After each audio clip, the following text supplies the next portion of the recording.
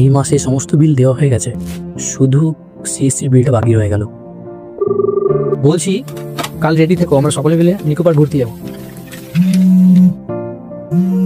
দূর, কে আবার ফোন করবে?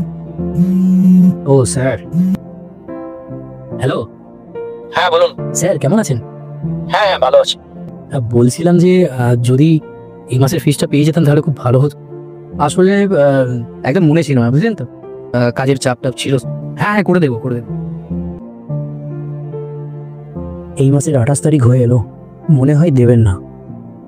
কি করে অ্যারেঞ্জ করি? দেখলে তো এদের টাকার কত লোভ, যখনই ফোন করে শুধু টাকা আর টাকা, টাকা ছাড়া আর কিছুই বোঝে না। না, আসলে সংসারে অনেক খরচ থাকে, তাই হয়তো চায়। পরিবারের টান না পড়লে কেউ কি আর হাত পাতে? তো আমি এক্ষুনি করে দিচ্ছি, হয়ে গেছে।